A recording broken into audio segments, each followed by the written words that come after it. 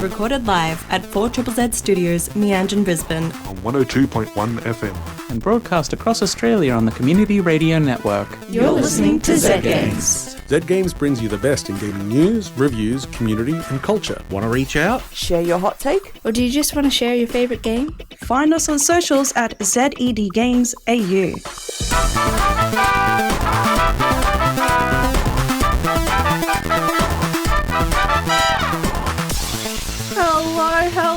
Hello, you're listening to Zed Games. And are you ready for this episode of Zed Games? My name is Zahra, and with me in the studio... My name is Zahra, my pronouns are they, them, and with me in the studio this episode is... Hazel, and my pronouns are she, her. And we are joined by two very, very special guests, the minds, the quacks behind Aqueducks. Ta-da! Why don't you? I'm Jack, pronouns he, him. And I'm Reid, pronouns they, them. Woo! Welcome back. So, long-time listeners, and by long time I mean if you've been listening in the last year and a bit, you might recognise the name Aqueducts. It is a very vertical game about everyone's favourite water management system. And it has launched, and it is out, and it is available, and we're going to be celebrating that with Jack and Reid tonight. But before we get into all that, how are we all doing? Reid, how are you going? I'm doing really good. Yeah? Super insanely busy, but we're here for it. Yeah. How about you, Jack? Yeah, I mean, same. Very busy, but yeah, very happy to be here. Got some exciting things cooking up? Yeah, definitely, that we'll be talking about soon. And how about you, Hazel? How are you doing? I'm doing great. I just got off work. I'm in my favourite place in the world. Life's pretty good. What more could I ask for? What more could you ask for? The launch and release of Aqueducts. Woo! So I guess first things first. It's been over a year since we had Aqueducts here in the studio.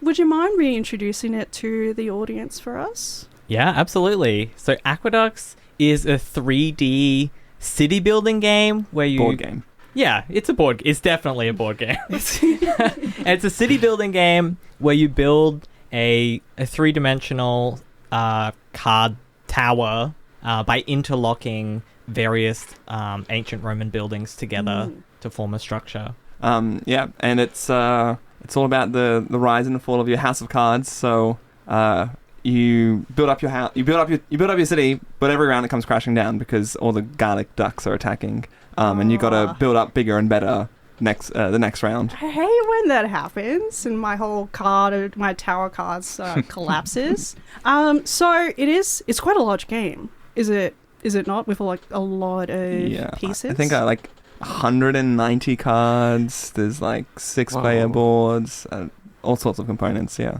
What has been, when you're, I guess, making the rules book? I've been curious about the rules book process. How many iterations did it take for you to be able to create a rules book that made sense to players without you needing to be there to coach them? That is a great question. It took, I believe, at least 16 iterations from memory, and that went through so many different friends and random strangers, family that don't know anything about board games. It's okay, how do we make this so anyone can pick it up and play with it? Yeah, wow. And with producing a game that's got so many pieces, what was the process like in finding someone to actually manufacture it? So we got recommended manufacturers who we ended up using at the end, but so we reached out to a few different manufacturers for board games, just Googling board game manufacturers or board games that we've played and be oh, who made this board game? And getting quotes and stuff and basically sitting down or sending them an email, a bunch of this is what we want, how much is it going to cost? And yeah, so we ended up using Watts Games, which are based in China. And yeah, it was pretty back, a lot of back and forth to figure to kind of communicate to someone a continent away exactly what your board game's about and what it needs. So, yeah. It can be pretty tricky. Definitely. Trying to explain anything to anyone. I can relate. Being on radio, sometimes it's a bit of a challenge trying to convey an experience that's very visual, tactile. You kind of need to see it with your own eyes. but you got no eyes.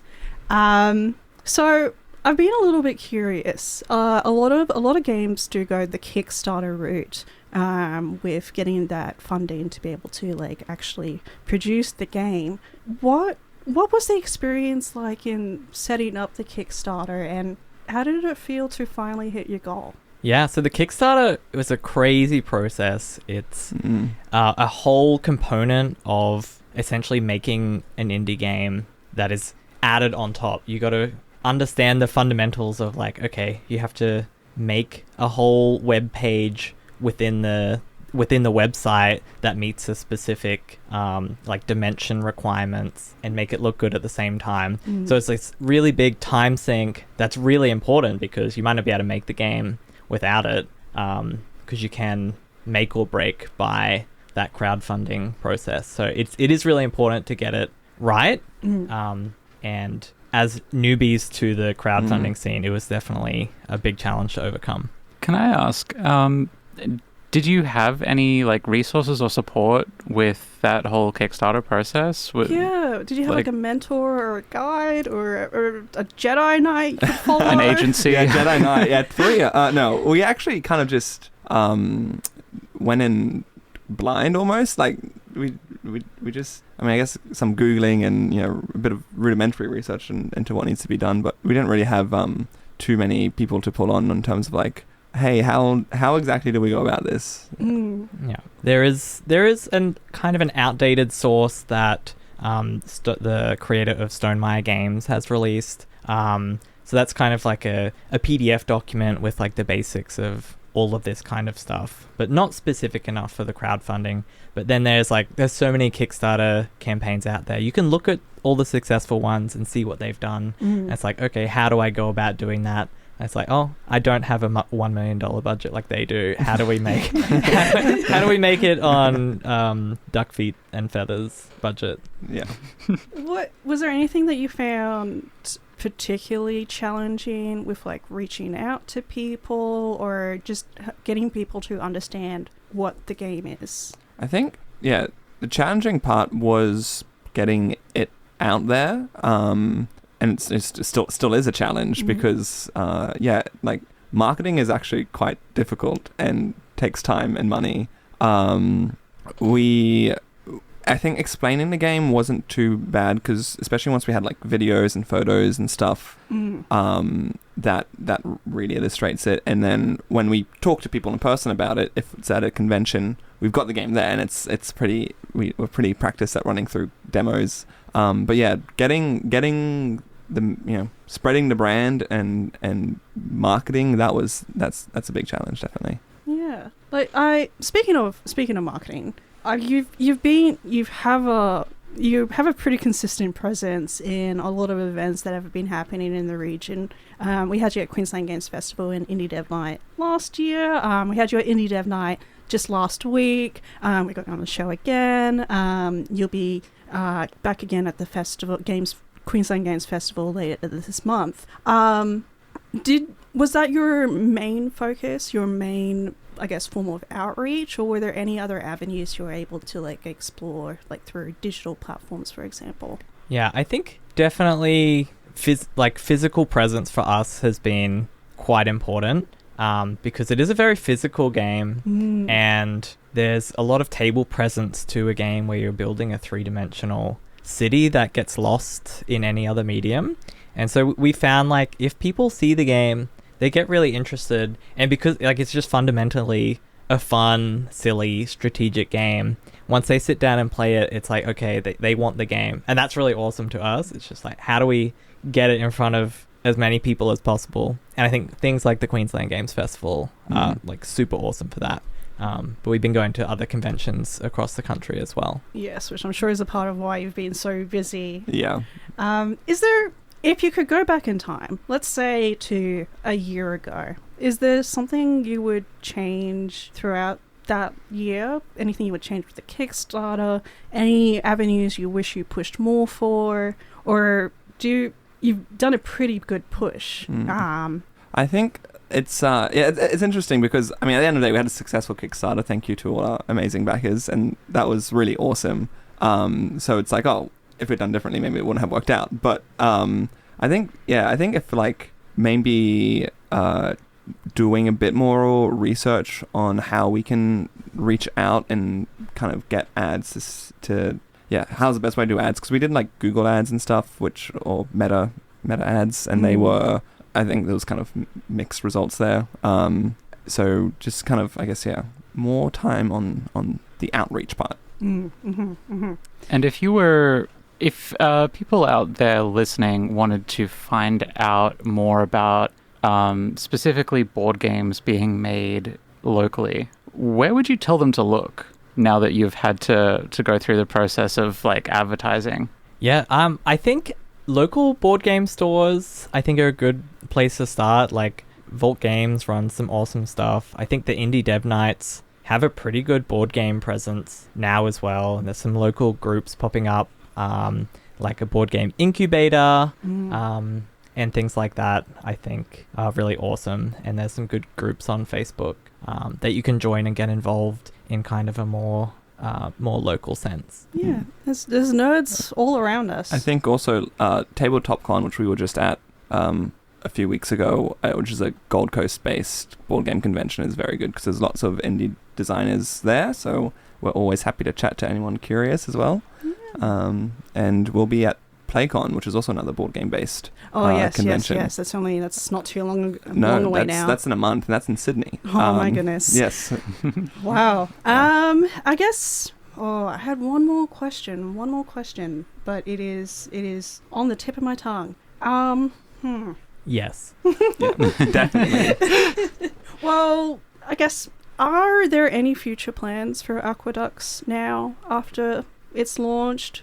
Will there be any expansion packs? Will there be, I don't know, the addition of dams, for example? Great question. I think for now we have a nice, fun, new creative project we're working on, but we're really trying to, I guess, get Aqueducts into as many existing dams around the country. And where can people track down a copy of Aqueducts? You can buy it on our website. You can buy it at Board Game Store near you if you're lucky, or you can ask the Board Game Store near you to get it from our distributor, Let's Play Games. I've heard if you say please, they will do it pretty for you. Please, yeah. Because your Board Game Store does want to sell board games to you. And we've recently put up a store on a platform called Indieverse, which is kind of meant to be like a Steam for board games. Oh, wow. So you can also find us on Indieverse. Yeah. Oh, that's pretty cool. Wow. Okay. Well, I think that's it for Aqueducts for now. You have moved on to a new project called Tag You're Undead, which you showcased at our Indie Dev Night last week on the 4th of June. Why don't you tell us about it? Great. Oh, well, it's a very simple, like, easy to learn game that is essentially Red Rover, but the person in the middle is a zombie, and if they catch you, aka if you land on the same square as the zombie, you also turn into a zombie, and you're going to be trying to catch the surviving humans. That is pretty much how intense Red Rover felt for me as a child. Like, it felt life or death. But it is a very different game to Aqueducts in many ways. First, fewer pieces. I guess mechanically quite straightforward. Not to mention that the board doesn't go vertical; it just stays horizontal. Horizontal board. Yeah, I know. How did Tag You're Undead initially come about? Like, what was the initial idea, the initial trigger, the initial I think make a game probably out of best this? question for Reid, because Reid basically said, like, Jack, I want to make a zombie game, and I was like, great, sounds fun. So I think it almost came to me entirely, in a just dream? like not in a dream, in a waking dream. Oh. It was kind of haunting. Yeah. But yeah, we sat down basically one weekend. Also co-designed by my partner Lauren, who couldn't make it today, unfortunately. We all three of us sat down one weekend and we just like smashed out the idea of like, okay, how do we do like a zombie game? And by like 3 hours in, we had like a very playable game. So yeah, it was very fun. I guess, Was it nice to work on something new after Aqueducts? Was it refreshing? Was it just kind of like a little bit of a breath of fresh air?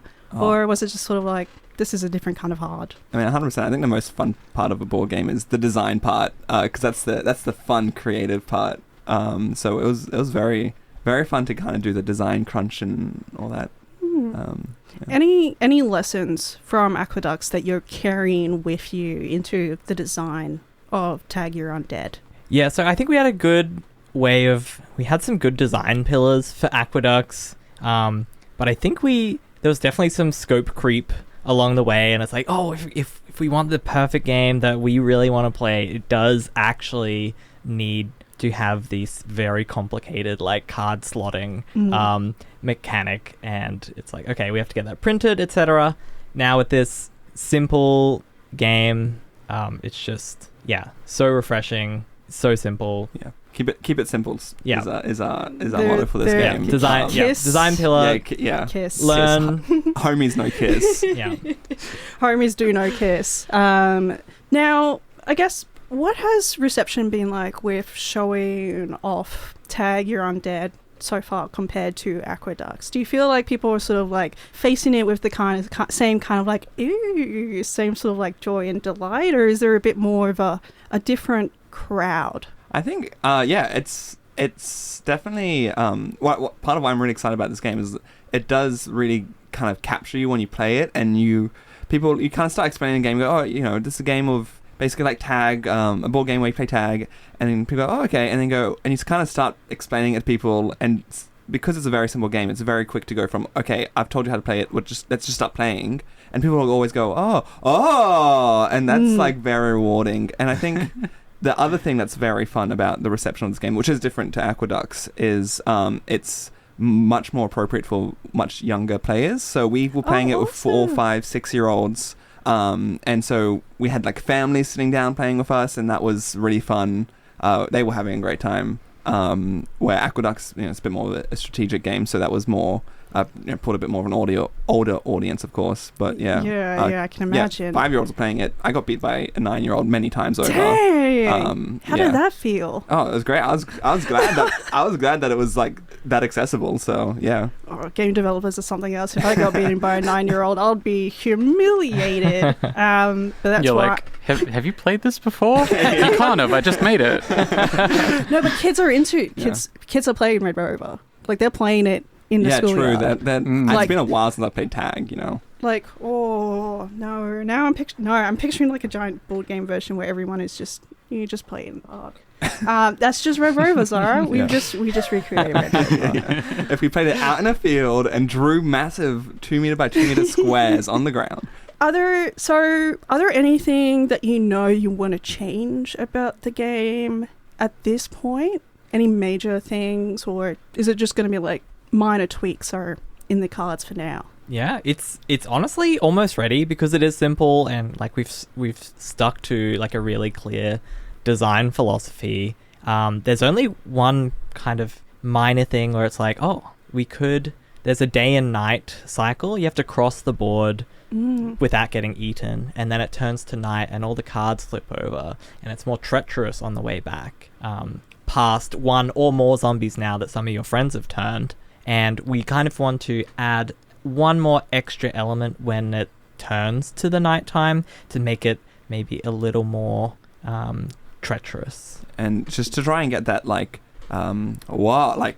factor when the board flips over and like it's like, oh cool, it's nighttime, and then being like, oh wow, this is like unexpected, like you kind of want it to be sort of like a bit of a moment of the board has changed. Yeah, like a mid game reveal where you thought it was easy up to this point. Now the rules have changed. Maybe not too much because we're keeping it simple, but that's the idea that we want to try and translate.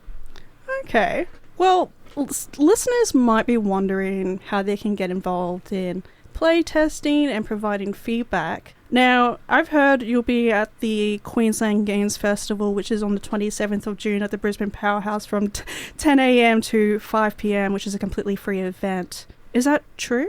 These rumours are indeed true. Wow. I knew it. Facts. Is it true that this showcase is also like a totally free exhibition, complete with workshops and whatnot? Yeah, you can just literally walk in off the street and have like the best day of your life. They can't stop you. They might actually not, instead of stopping you, they might actually help you have a better time. Yeah. What? That's bonkers. And people can play Tag Your Undead and 100%. Aqueducts here? You'll be able to play both our games at this event. So if you're really excited about indie local board games, definitely come along. Yeah. We've got some awesome friends and local designers going as well, and I might be stepping away to play their games. Oh, we have to take turns. Definitely. I love the festival, but the thing about the festival is that I never get to play as many games as I want to play. Yeah. But you will if you come, because you will not be there volunteering and working. yeah, and you can talk to Jack and Reid, who are both lovely people. You can meet the team. And so good looking. Yeah. Oh, wow. Okay. I'm blushing. Like, you guys don't know because this is radio, but like you could know if you go to the Queensland Games Festival on the 27th Look for the of June. handsome people. That's us. It's just It 10 out might of 10 be- bombshells it all the might way be down quite in the difficult studio. because like a lot of the developers are pretty attractive. Yeah. Anyway, rumor has it. Okay, well, I just want to say thank you so much for joining us this episode. Just a reminder for the listeners, where can they keep up to date with your current and future projects and your movements in general, I guess? So the best place to follow us is on Instagram at Aqueducks Game. That's Aqueducks, AQUEDUCKS. Yes. And also on our website. Beautiful. Okay. Well, thank you so much. But remember, folks, Queensland Games Festival is on the 27th of June at the Brisbane Powerhouse. It is totally free, and there won't just be Tag Your Undead and Aqueducts. There's actually going to be a whole lot of games. Dozens of them. Dozens of them, even. Maybe even hundreds. I hope Moonbrella's there. I hope Moonbrella's there. I hope it isn't. Well, I do hope it's there, but I hope I don't see it because it infuriates me because I'm bad at it. But listeners, maybe you're good at it, so dunk on my score. You're listening to Zed Games. My name is Zahra, and with me in the studio this episode is Hazel. and we are chilling out a little bit with some week in gaming news.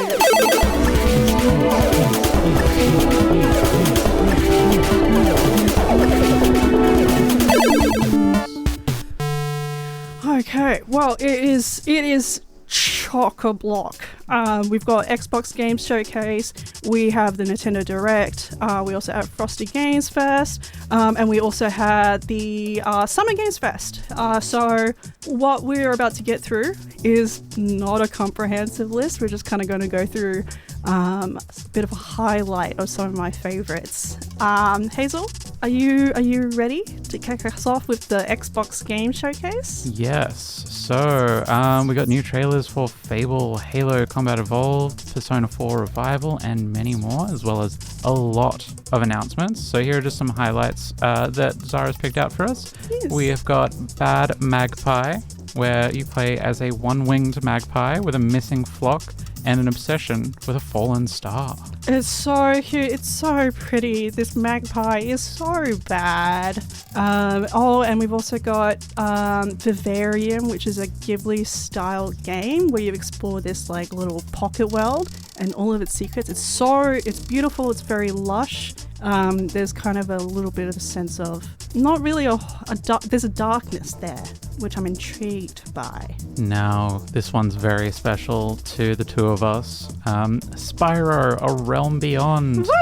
A new Spyro game, a new adventure, new abilities for our favorite little purple dragon as he faces a new threat known as the Scavs. Yeah, this is the first new Spyro game we've had in so long. A very, very long time. Like, I think the last actually new Spyro game was, aside from Reignited, which is a remake of the original trilogy, which is beautiful, which is great, it's awesome. We had Skylanders, and the Dark Trilogy, which was a bit of a turn. This Spyro looks a little bit more grown up, And the world looks like it's perfect for soaring through. So I'm pretty excited about that. But you know what else I'm really excited about, Hazel? This one's very, very important for me as a kid who grew up with the original Xbox. To celebrate 25 years of Xbox, an anniversary edition of the Xbox Series X will be available, sporting the original Xbox look with a transparent green shell and so a matching good. controller. It's so sexy. I will never buy one, but it looks so good. I think that all consoles should have a transparent shell. Like, honestly, I let me see think what's happening in there. Every single Xbox should have just been transparent green from the beginning. Like, It was a huge missed opportunity that they did any other colors at all. yeah. Okay, moving on to the Nintendo Direct. We're going to look at a new trailer for Rhythm Heaven Groove for the Switch, which looks exactly what you expect from a Rhythm Heaven game. Super fun, super addictive. I can tell it's just going to suck me into it for, 2 or 3 weeks. But if you have the Switch 2, there is a lot to look forward, as a lot of games have been announced for the console. For example, Stellar Blade is getting a Switch 2 port, along with Xenoblade Chronicles 1, 2, and 3. And Minecraft. Minecraft is also coming to the Switch 2, and you can carry your Switch 1 worlds over, which I really appreciate. Big Walk has been announced for the Switch 2 and will be launching on the 4th of August. It's on all consoles, not just the Switch, but I'm very excited about Big Walk. This one I'm really excited about. Nintendo Switch Sports Resort, complete with thumb wrestling, which they should have just been doing that. Why weren't we doing that already? We also got Final Fantasy Resonance, which is a 2D turn-based game. Deltarune Chapter 5 has been announced for the 24th of June. Interestingly, we got a new trailer for Kingdom Hearts 4, which was not in my bingo card. And it looks quite strange for Kingdom Hearts. Yes. Sort of getting a little bit more into the Final Fantasy realm in terms of style, but Donald's still Donald. I think it will be very divisive. Yes, I mean the trailer's been a bit divisive already, but with such a long development time, I'm not too surprised that things have made a bit of a pivot. And we also have the Legend of Zelda Ocarina of Time remake announced, which gave us 5 seconds of Link sleeping at the start of the game. I mean, it's Ocarina of Time. You know what to expect. You know what it is. You just need to see how it's going to look. Yeah. Warming up, we've got Summer Games Fest. We got Resident Evil Veronica Remake has been announced, as well as a sequel to Cuphead. Don't really know much about what the sequel is, just that they'll announce more when the time is right. But this next one I'm kind of excited about. Yeah, for those of us listening live, we were listening to a track from Cassette Beast earlier, and now there is a sequel to Cassette Beast that's been announced. Cassette Beast 2002, the most emotional year. That's my own edition. A sequel to Cassette Beast with new protagonists, new beasts, and new beats. Yes. And a very interesting game called Gen Atlas. It's developed by the same creator of Shadow of the Colossus and The Last Guardian. So, sort of, you can imagine the kind of atmosphere. Where you wake up on an abandoned planet without knowing why you're there. And before you is just a vast nothing. So, I guess we'll see.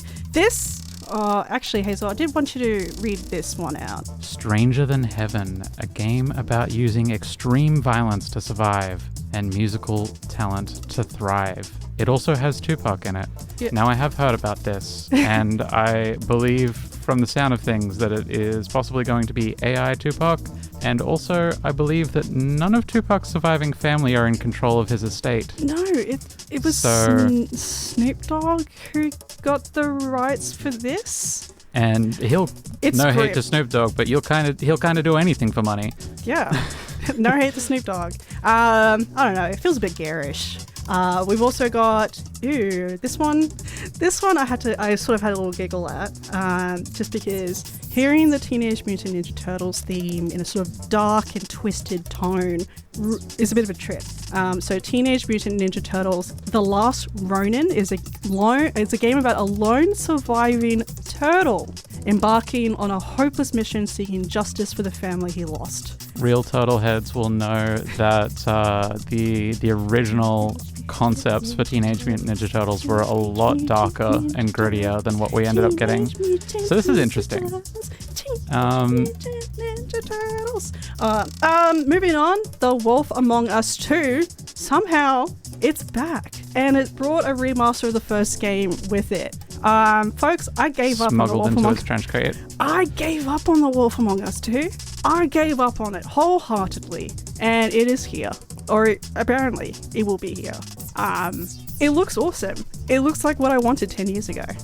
But we shall see. Final Fantasy, the last chapter of Final Fantasy VII Revelation has also been announced. So good luck to all of you who are playing that. And let's chill out with the Frosty Games Fest.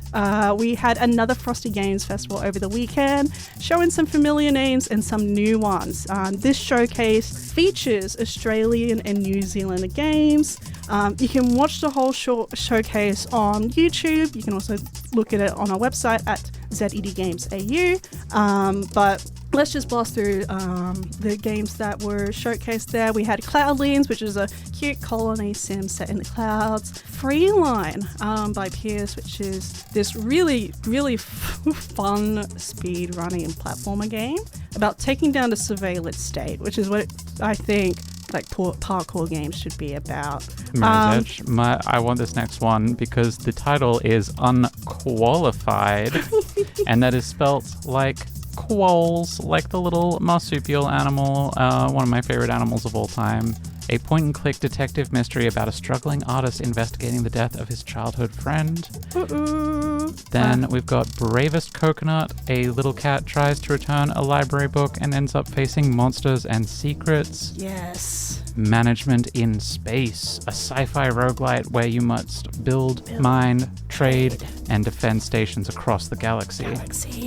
Sting and Swing, which is B-Golf, but a platformer. Toil and Trouble, which is a witchy life sim where you've got to brew up some mischief and train a pig to find ingredients for you. And I have found my next desktop work companion in Ghost Rider, which is perfect if you require a little tired ghost typing away at a typewriter. Interesting. Yes. Cow Chess, which is Smash Bros meet Worms. 6-player game, all the kids you can imagine. A really, really interesting hidden object puzzle game called Mingle was also showcased, where you try to find your identical twin in a crowd. It's all very stylistic. You're also like squiggles and shapes. Really, really cute. We've also got a follow-up to the game Cast and Chill. You remember Cast and Chill? Mm-hmm. Super chill about fishing. Now we've got Wild and Chill, which is also super chill. It's about hunting, but chill. And we've got the last one on our list, but not the last one that has been shown in the showcase. You can check out more online.